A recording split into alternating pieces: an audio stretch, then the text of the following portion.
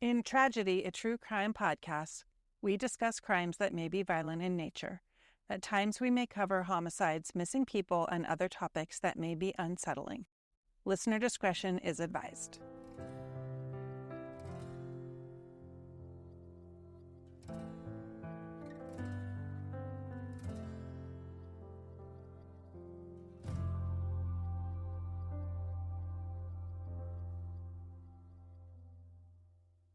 Today on Tragedy, a true crime podcast, we're going to talk to Justin Hembrock. He's the owner of North Florida Diving Services. He's going to go over what he's done in the Ian Rogers case and talk a lot about what his organization is about. Today, we are speaking with Justin Hembrock. Justin is the owner of North Florida Diving, which is based out of Tallahassee. And thank you for joining us, Justin. Thank you for having me. It's a pleasure to be here. And we're so glad that you're joining us. So we're just going to jump right in with our questions. Tell us about North Florida Diving and the mission of your organization. So we are a Tallahassee-based commercial diving company. We cover most of everything from your basic hull cleaning and maintenance to salvage, hurricane, rapid disaster response, search and recovery, stuff like that. But we're also a part of a few different projects of different artificial memorial reefs that are going out and stuff throughout the Florida state waters. And can you tell us more about that? I think that's probably something that people would really like to hear about and that you are very proud of. So can you talk more about that memorial reef work that you're doing? Yeah, so here in the past few months, we've actually been a part of a foundation that is the Warriors Memorial Reefs Foundation. They're based out of Panama City, and so we've been putting out some artificial reefs that are dedications to the lost soldiers of the Iraqi-Afghani war from back in the 2000s era, and they're planning on putting out a whole bunch of them. But the best part about the organization is that no cost is to the family. Everything comes out of their pocket from the organization. Each monument has a individually dedicated plaque, as well as the urn that gets placed underneath it. And just to be a part of something memorializing to bring life to the people that we've lost that have fought for this country, and to be there for the families that have, lost so much. It's been a wonderful thing to be a part of. Wow, that's really amazing. I've never heard of that before, and something we're definitely going to look into. So thank you for sharing all of that. Can you tell us how you learned about Ian's case and the work you have done to support bringing Ian home? Absolutely. So I originally had caught wind of Ian missing via Facebook. Some post had been gone around. I really wasn't involved at that point. We hadn't really contacted anybody, so we had no information on anything, so I couldn't really do much. A few months passed by, and then I had seen that a local or semi-local out of Georgia group, Depths of History, was in town, and they were doing some active search for Ian. And so I reached out to them, being that we do the same things, a little bit different. I do a little bit more of the work side of it, but we all try to help, find family members and anybody that may be lost. And so I called them up and joined in the search. And so I went out with my Carolina skiff and with side scan sonar, and we had ran some scans across Lake Iamonia. Though at the time, the vegetation, the waters were still really warm, so the vegetation was still pretty heavy. So the scans really couldn't be too accurate, I guess you could say. But since then, I've also scanned the St. Mark's River, both the boat ramps, the Wakulla rivers, the bends, in betweens. I did a little bit of scanning over the Munson Slough, but yet again, sadly the vegetation was a little bit overgrown for that time of year. And trying to spot dive in vegetation is extremely dangerous. It's one of those things that you don't do that without full commercial comms and umbilical, for safety. The biggest thing is we want to bring Ian home, but we can't afford to lose any other lives in between. So safety is the biggest thing as far as searching. I've been trying to clear as much of the areas that can be searched by a larger vessel, a little bit larger vessel with side scan sonar. I've cleared the Carabel River as well. So I've tried a few different places. Some of the spots need to wait more so for winter. To hopefully the vegetation dies down and we can get some clearer scans and see if we can find any kind of targets worth diving on to keep the safety aspect of it, viable. But other than that, once we start clearing some of these the larger spots that we can get with the boat, I definitely plan to reach out to Depths of History a little bit more. They have a little remote control, almost above water boat ROV that does their side scan sonar, so they can launch it in the lakes and ponds and sinkholes that I can't quite get with my boat.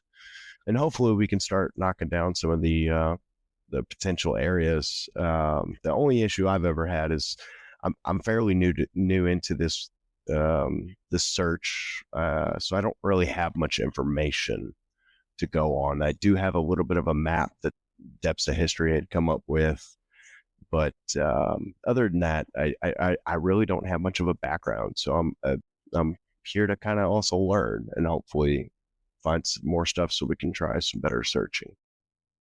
It's interesting you said that about, having more information. We have a group that we've already interviewed as part of this podcast that we may actually be able to connect you with in order to provide not only where they've been, but also where certain things were reported to have been located, as far as the truck, various pings of the cell phone. And we might be able to provide that to you offline. Okay, absolutely. That'd be fantastic. Any information at this point helps. Oh yeah. When you say scanning, are you scanning for a body? Are you scanning for the truck? What are you scanning for?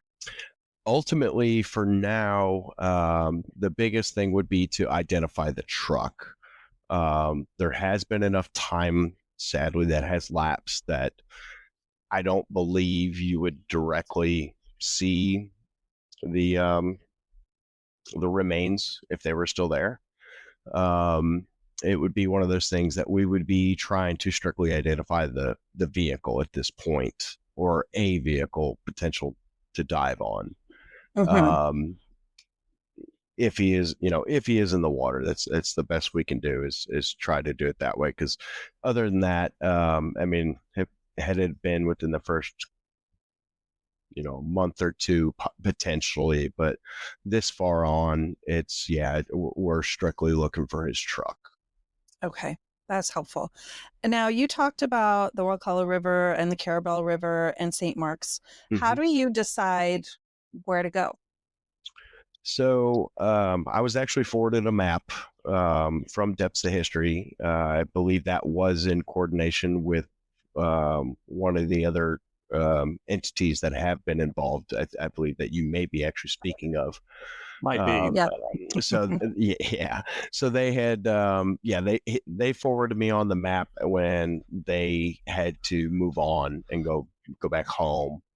And so I've kind of been working off of that map, and they do have a pretty good detail as to what certain targets could be. There are a lot more in this area that are targets that are smaller targets that would require either a small, carryable boat with two people and sonar, or the I believe they call it the little buddy that Depths of History has with the sonar scanning technology on it. That's the big one that is kind of going. But so it does have a list of potential targets, as well as I believe at one time it was getting updated as to what's been searched, what hasn't been searched. And then there are, I believe, a few marks as to his last cell phone pings, but I'm still like, without more information, like, I mean, I've never spoken to the family, so I honestly, and I haven't come up with any of those more details to try to localize this and try to maybe come more of a pinpointed area. But so therefore, I've been trying to clear as many places as I can within the map. I actually did clear Lake Talcon as well, and that one has a lot of ramps. I was going to say that was a huge endeavor all by itself. Yeah, that was a 2-day adventure of scanning the bottom and all the boat ramps and virtually pretty much every shoreline around the entire lake. It took some time, but it's worth it. And so you're specifically thinking about plausible places where someone could push a vehicle into the water. To start, yes.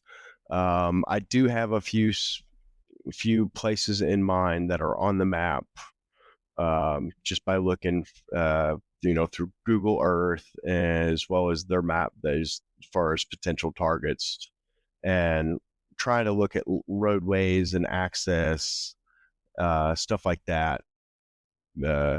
Just because, I mean, at this time, I mean, I'm still in lack of information. I mean, I can try to assume, but that's always a bad idea, to figure out what somebody's thought was at the, in the time leading up to something like this, that, what would be, to me, it would be, what places are special to me, what places have memories with what's causing me this pain. And those would be the original areas that I would start to look. I don't have that information, and I don't necessarily feel comfortable asking the family for that information. So it's just, if I can get involved, I'm more than happy to help. But to that point, I only have so much information, so I can only go on so much. Yeah, I'm hoping that's something we can help with through this process, because we are connected directly to Teresa, and she's been super cooperative. And I think at this point, we've built enough trust with her that we feel comfortable asking those types of questions. Okay. That'd be fantastic. I'm, if you want to prepare a list of questions after this interview that you would like us to ask in relation to that, we're happy to move that along and see if it drums up any additional opportunities for a dive or a scan. Absolutely. One of the things that you said sounds to me like you're approaching this as if this was potentially a suicide and intentional. Is that what you're thinking at this point? Not necessarily. I mean, I guess you could say from my chain of thought, it does kind of feel that way. Not necessarily do I mean it that way, but it kind of feels that way. But that's just because I have such limited information. I do feel that if I had a much broader information pool to pull from, I could really tell you accurate or more how I feel as to what would be more of the thought process. Now, as far as if it was not intentional, I honestly have no background information as to, like, okay, well, what area or what types of people was he in, or what was he doing? Was it drugs, or I hate to say that about anybody, but alcohol, or what could it be? And if somebody's having a problem, like okay, well, what association of types of people do they have in what area from where he lived? Are they located on the west side of Wakulla County, or are they south side of Wakulla County, north side? Are they potentially somebody in Leon County? So without knowing a friend's basis or anything like that, that could potentially be to that, I don't feel that it would be something random for everything to just disappear. No, I couldn't agree with you more. And Elise and I, as we've gone through this case, we've really struggled with, we're trying to keep our mind open on any direction, because we actually have had multiple conversations and I found multiple information that support both possibly suicide related to drugs, potentially, possibly depression. We've also found, evidence of could be foul play, because what happened to the truck? I mean, where that is the big question. Where is the freaking truck? Yep. And because that is a lot harder to hide. But then on the flip side, you think about the truck. It's a Dodge Ram, white contractor truck. We probably see dozens of these a day. If this thing drove off into the ether, would you notice it? Yeah. Would you have noticed that type of truck versus something that's been tricked out by somebody and lifted and decorated as a lot of us do with our trucks, including myself. And, that's going to be a bit more noticeable driving around. So we haven't really been sure of which way to take this. We just think it's interesting. We've had conversations that lead in both of those directions. And so again, with us, we've been focused on where's the truck, and we find the truck. Yep. Yeah. I mean, ultimately finding the truck is going to be the biggest key. You find the truck, you find clues. That's the main thing. So we'd even considered, because you start talking about the cell phone pings and where the truck disappeared, one of the theories that was talked about was, did he just drive off into the woods for whatever reason? We don't know why, whether it was drug related, whether it was he just wanted to be alone. And did he commit suicide? And he's just sitting out in a white truck in the middle of nowhere. And I'm not saying it's impossible, but what I was explaining to Elisa is I know that area around Tram Road, which is kind of where one of the theories were, as far as where he may have driven off into the ether. And that's pretty heavily hunted. And we've been through a hunting season at this point. Yeah. And I feel like if that happened, certainly a hunter would have come across this truck. Certainly. Do we know if anybody's been able to put any kind of a drone in the air in there? The only ones I know about are the ones that we saw on the YouTube that Depths of History put together. We've reached out to him multiple times at this point, and we have not heard back from him. We're not sure why, whether he may be busy or just moved on to other things. But, we would love to have that conversation. Okay. I actually have, I believe I still have his cell phone number direct, as long as it hasn't changed. I can reach out to him and see if we can't. If you reach out to him, that's great. I'm not sure if we're using the right resources for him. When we looked him up originally, every one of his contacts just leads to another social media account. Yeah. So it was very difficult to find. The only contact I was able to get to is I got lucky and I actually seen one of their posts on Facebook, and I actually commented on it directly. And they happened to respond. And then, so I got into their messenger, which it wasn't even him. It was actually, I guess his his guy that does his camera and all that stuff. And so it actually took me a little while to get in touch, but I believe I have his direct cell phone number still. So if you can make that connection for us, you'll be my new best friend. Absolutely. Now, as far as that, I'm happy to be your friend, but I can always absolutely reach out to him. So yeah. So what is your process, I should say, of sharing what you're able to clear with law enforcement? Currently I actually have none. The only connection I've had was with Depths of History, and then I want to say her name was Chrissy, the girlfriend. Kaylee, yes, sorry. Oh my Kaylee. God. Yeah, Okay. Kaylee. She's gonna hear that and she's gonna be so mad at me. Yes. Yes, Accurate. but so I that's the only contact I've had. So I actually have no connections with the law enforcement side of it on this at all. I mean, they do have me as a resource for whenever they're outstretched and needing assistance for mostly for recoveries that Right. they specifically already know about. But other than that, yeah, I don't really have any connection with them on this at all for law enforcement. Would love So, to. That way I can keep everybody up to date. But well, you're about to get two names. fantastic. So we understand there are two folks that you can reach out to. One is Scott Del Beato, and this is with Wakulla County Sheriff's Office. This is the name the family speaks of as far as working on the case.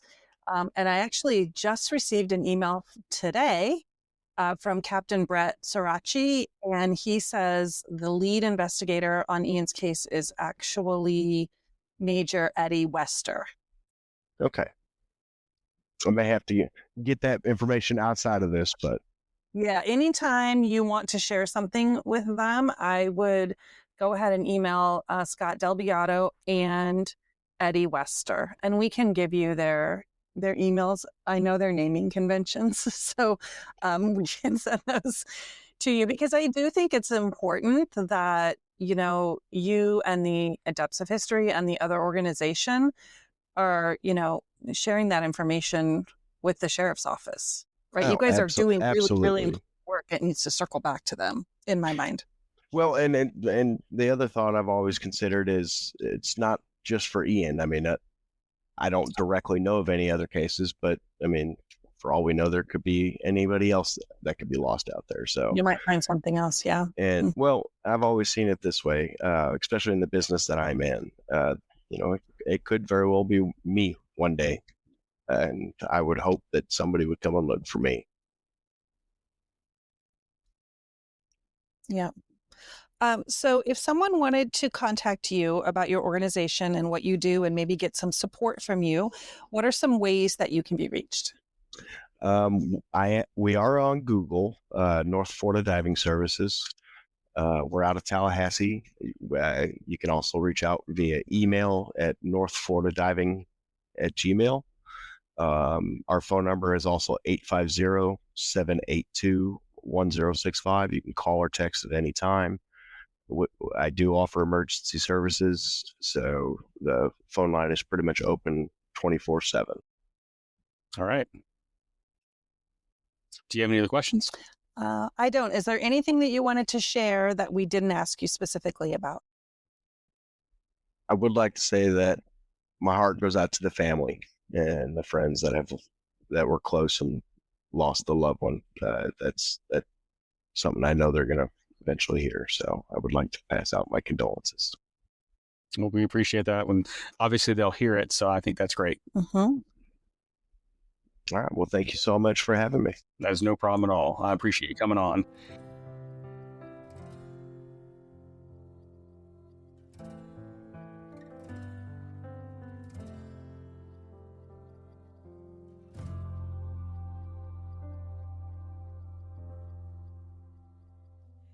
As far as we can determine, Ian Rogers was last verifiably seen around 7:30 on the morning of August 26, 2024.